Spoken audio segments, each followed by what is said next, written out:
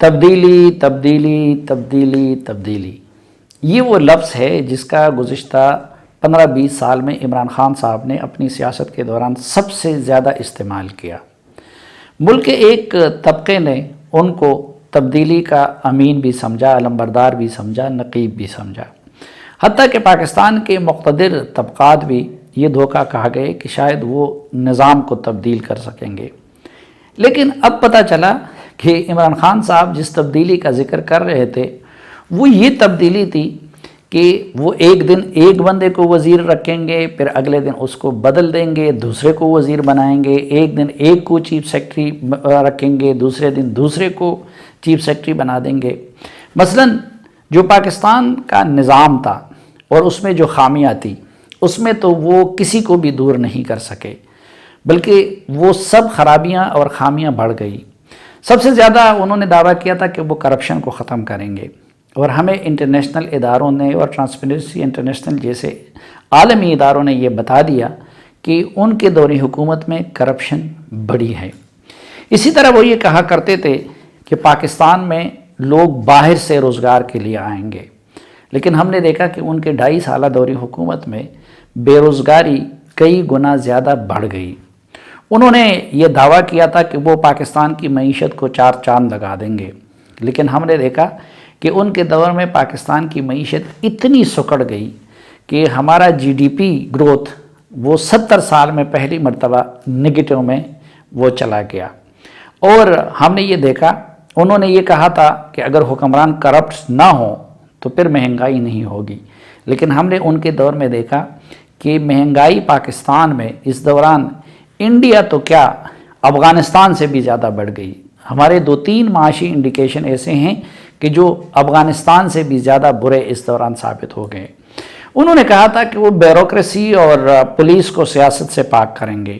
لیکن ان کے دور میں ہم نے دیکھا کہ سب سے زیادہ سیاسی بنیادوں پر تقرریاں ان کی حکومت میں پولیس کی بھی ہو رہی ہے، بیوروکریسی کی بھی ہو رہی ہے۔ انہوں نے کہا تھا کہ وہ احتساب کا منصفانہ نظام لائیں گے، لیکن ہم نے ان کے دور میں دیکھا کہ نیب یا قومی احتساب بیورو سب سے زیادہ قابل احتساب خود بن گیا، اور قومی احتساب بیورو کے چیئرمین اور دیگر عہدیداروں کو بلیک میل کر کے وہ ان کو پولیٹیکل مینجمنٹ کے لیے استعمال کر رہے ہیں۔ لیکن جو تبدیلی ہمیں مسلسل اور تسلسل کے ساتھ نظر آ رہی ہے وہ یہی ہے کہ عمران خان صاحب آج ایک بندے کو وزیر رکھتے ہیں، کل دوسرے کو وزیر بنا لیتے ہیں، آج ایک کو سیکرٹری رکھتے ہیں، کل دوسرے کو چیف سیکرٹری بنا لیتے ہیں۔ مثلا آغاز ہوا تھا ان کے پوسٹر بوائے اور ان کے بڑے چہیتے جناب اسد عمر صاحب سے۔ عمران خان صاحب نے کہا تھا کہ جی انہوں نے معاشی ماہرین کی ایک ٹیم تیار کی ہے اور وہ 90 دن کے اندر پاکستان کی تقدیر بدل دیں گے، اور یہ ساری پٹی ان کو پڑھائی تھی جناب اسد عمر صاحب نے، اور اسد عمر صاحب کو پہلے وزیر خزانہ بنا دیا گیا۔ اب عمران خان صاحب نے کہا تھا کہ وہ خودکشی تو کر لیں گے لیکن آئی ایم ایف کے پاس نہیں جائیں گے۔ اب اسد عمر صاحب کا عالمیہ یہ ہے کہ پہلے تو وہ میری طرح معیشت کو نہیں سمجھتے، وہ مارکیٹنگ کے آدمی ہے، اور مارکیٹنگ بھی پھر اپنی ذات کی زیادہ کر سکتے ہیں۔ چنانچہ انہوں نے عمران خان صاحب کے سامنے اپنی مارکیٹنگ اس طرح کی تھی کہ جیسے ان سے بڑا ماہر معیشت دنیا میں کوئی نہیں ہے۔ لیکن دوسری طرف ان کا عالمیہ یہ ہے کہ وہ اپنے باس کو ناراض نہیں کر سکتے، چنانچہ وزیر خزانہ بننے کے بعد اب حالات کا تقاضا یہ تھا کہ وہ آئی ایم ایف کے پاس جائیں، لیکن دوسری طرف ان کے لیڈر نے کہا تھا کہ وہ خودکشی کر لیں گے، چنانچہ وہ اس معاملے میں گو کی کیفیت کے شکار رہے۔ اور معیشت کے لیے سب سے تباہ کن صورتحال یہ ہوتی ہے کہ آپ کی اقتصادی پالیسیوں کا ڈائریکشن معلوم نہ ہو۔ چنانچہ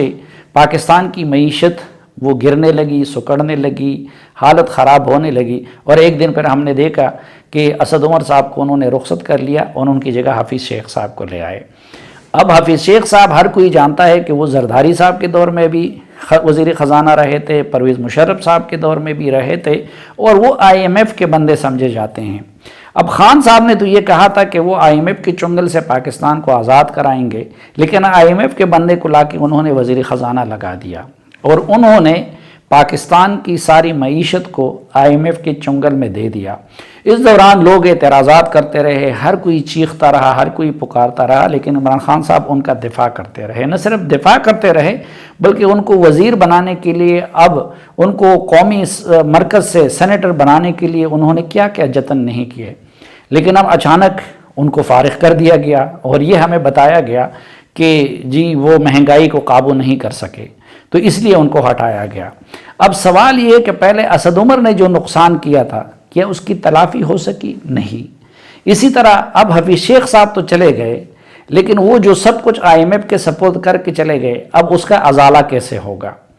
اب پہلا انتخاب بھی عمران خان صاحب کے تھے اور دوسرا انتخاب بھی عمران خان صاحب کے ہیں۔ اب ان کی جگہ حماد اظہر کو لائے گئے ہیں۔ حماد اظہر کا ہم نے دیکھا کہ پہلے ان کو وزیر مملکت بنا دیا، اس کے بعد پھر ان کو منصوبہ ٹیکس کی وزارت دے دی، پھر وہ ان سے لے لی گئی، اب ان کو فوڈ منسٹر بنا دیا گیا، اور اب ہم نے سنا ہے کہ جو شوکت ترین صاحب ہیں ان کو وزیر بنانے کی کوشش کی گئی۔ لیکن جو شروع میں ایک بات کہی جاتی تھی کہ جب تک یہ قومی احتساب بیورو ہے تب تک پاکستان کی معیشت نہیں چل سکتی، چنانچہ آج وہی بات ثابت ہو گئی کہ شوکت ترین صاحب کو اگر وہ وزیر خزانہ بنانا چاہتے تو انہوں نے کہا کہ میرے خلاف تو نیب کی انکوائریاں چل رہی ہیں۔ اسی طرح اب انفارمیشن منسٹر کو آپ دیکھ لیں، پہلے انہوں نے فواد چودھری کو بنا دیا، پھر اچانک ان کو ہٹا دیا، پھر دوسا شیخاوان کو لا کے بنا دیا، پھر اچانک پھر دوسا شیخاوان کو بدل دیا، اور اس کی جگہ جو ہے شبلی فراز صاحب آ گئے۔ اب شبلی فراز صاحب کی بھی چھٹی ہونے والی ہے۔ اب کوئی جس طرح شوکت ترین وزیر خزانہ بننے کے لیے تیار نہیں ہے، اسی طرح اب کوئی انفارمیشن منسٹر بننے کے لیے تیار نہیں ہے۔ سنا ہے کہ فواد چودھری صاحب کو پیشکش کی گئی، لیکن انہوں نے اس کو دوبارہ قبول کرنے سے معذرت کر لی، اب اس کے لیے بندے ڈھونڈنے جا رہے ہیں۔ لیکن یہ معاملہ صرف وزیروں کا نہیں ہے۔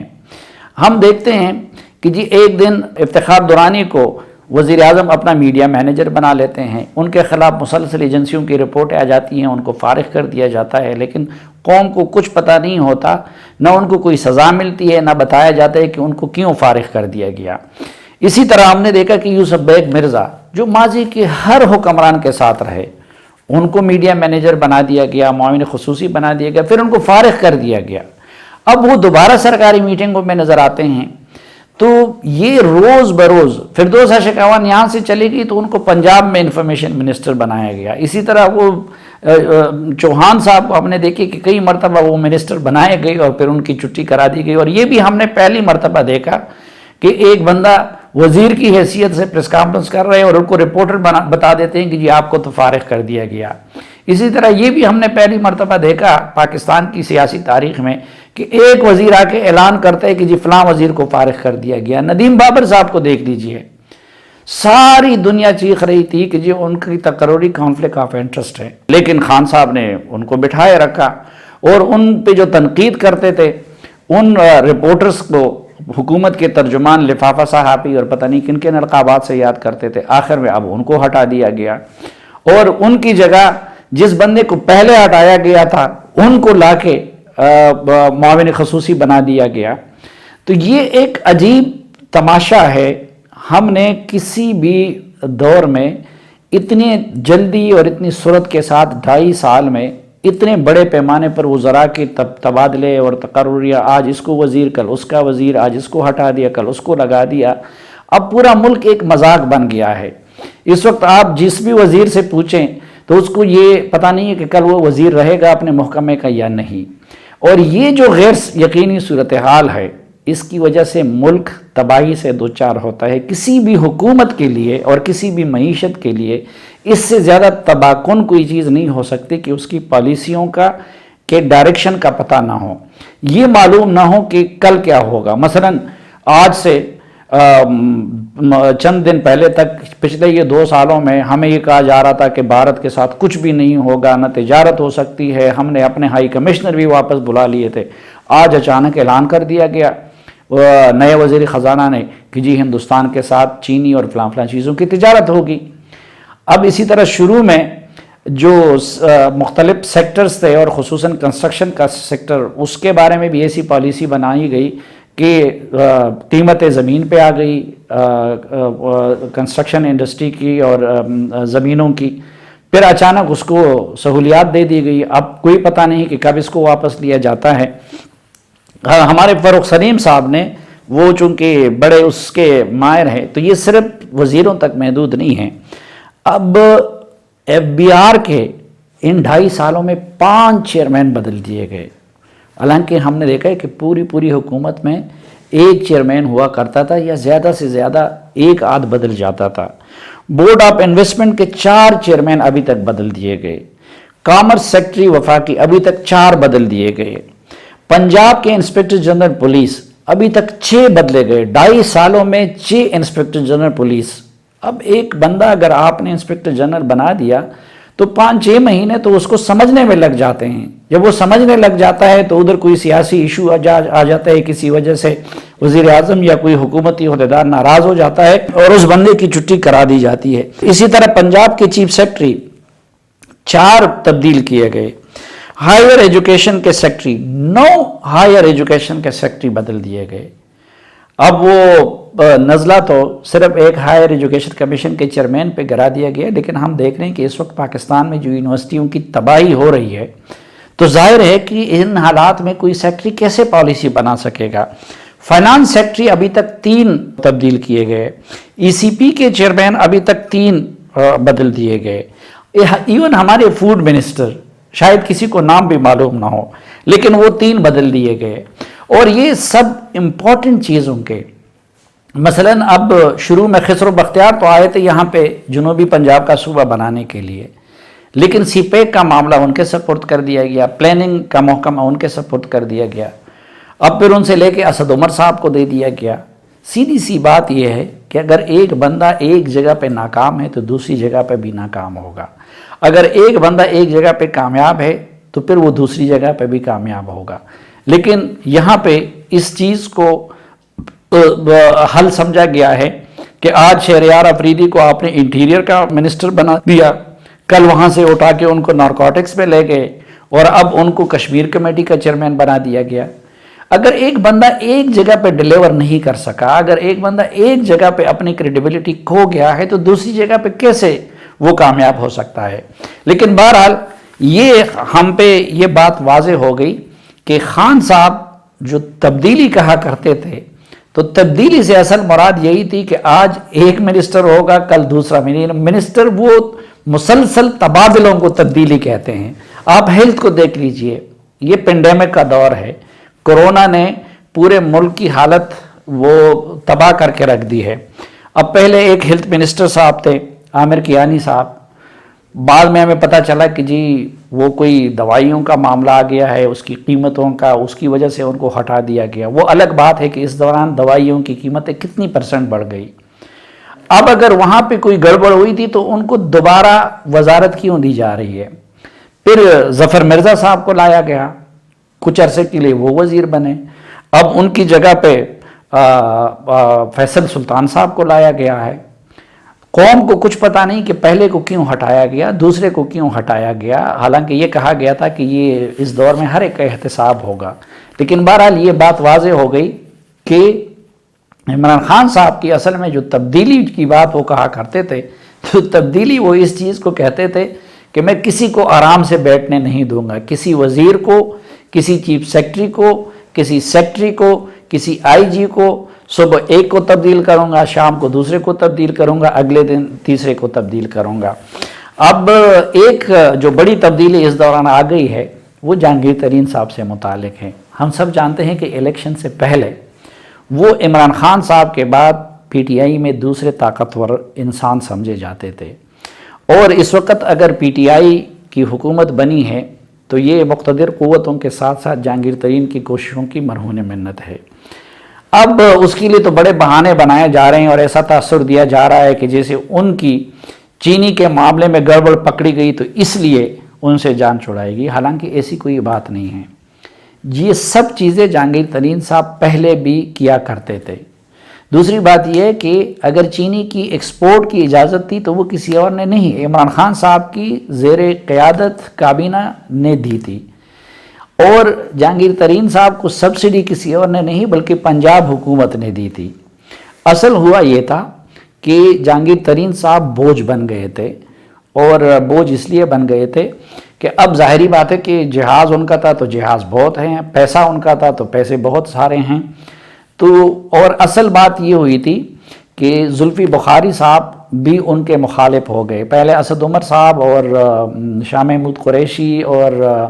زیدی وغیرہ ان کے خلاف ہو گئے تھے، لیکن جب تک زلفی بخاری نے اپنا وزن ان کے پارلے میں نہیں ڈالا تھا تو تب تک جہانگیر ترین فارغ نہیں ہو رہا تھا۔ اب جہانگیر ترین بہت زیادہ دکھی ہے، کیونکہ جہانگیر ترین صاحب کا دعویٰ یہ ہے کہ ان کے گھر کی نگرانی کی گئی، ان کے گھر میں خفیہ کیمرے لگائے گئے، ان کے اور ان کے اہل خانہ کے ٹیلی فون عمران خان صاحب کے حکم پہ ٹیپ ہوتے رہے۔ بہرحال اس وقت پھر کچھ حلقوں نے ان کو باہر جانے کا مشورہ دیا اور جہانگیر ترین صاحب باہر چلے گئے۔ تو یہ بات نہیں ہے، اس کے بعد بھی اگرچہ ان کا خان صاحب کے ساتھ رابطہ رہا، لیکن یہ تاثر غلط ہے کہ ان کو خود خان صاحب بچا رہے تھے۔ جہانگیر ترین صاحب کو یہ احساس ہو رہا ہے کہ اب ان کو قربانی کا بکرا بنایا جا رہا ہے، اور لندن میں جب وہ بیٹھے ہوئے تھے تو اس لیے بیٹھے تھے کہ ان کو یہ خطرہ تھا کہ عمران خان صاحب جس طرح شروع میں عمران خان صاحب کو بچانے کے لیے نااہلی کے معاملے میں جہانگیر ترین صاحب کو قربانی کا بکرا بنایا گیا اور ان کو ڈسکوالیفائی کیا گیا، تو ابھی بھی جہانگیر ترین صاحب یہ کہتے ہیں، سوچتے ہیں کہ جی اپنی کریڈیبلٹی کے لیے عمران خان صاحب ان کے ساتھ کچھ بھی کر سکتے ہیں۔ اب پہلے تو یہ بھی ہے کہ اگر تو اصول کی بات ہوتی تو جب ایک بندہ سپریم کورٹ سے ڈسکوالیفائی ہو گیا تھا اسی طرح جس طرح نواز شریف ہو گئے تھے، تو پھر اس کے بعد وہ پارٹی کے مختار کیوں تھے، وہ حکومت میں شامل کرنے کے لیے لوگ کیوں لا رہے تھے، وہ ٹکٹ کیوں تقسیم کر رہے تھے، وہ کیوں حکومتی عہدیداروں کے اجلاسوں کی صدارت کر رہے تھے، وہ کیوں پی ایم سیکریٹریٹ میں بیٹھ رہے تھے۔ تو اصل معاملہ یہ نہیں ہے جو حکومت تاثر دے رہی ہے، اصل یہی ہے کہ ان کی ضرورت ختم ہو گئی تھی، اور عمران خان صاحب کے قریب کچھ لوگ یا وہ لوگ جن سے عمران خان صاحب مجبور ہے یا جن کے رائے پہ وہ بہت اعتماد کرتے ہیں، انہوں نے ان کو جہانگیر ترین کو چھٹی کرانے کا مشورہ دیا تھا۔ اب جہانگیر ترین جب واپس آئے تھے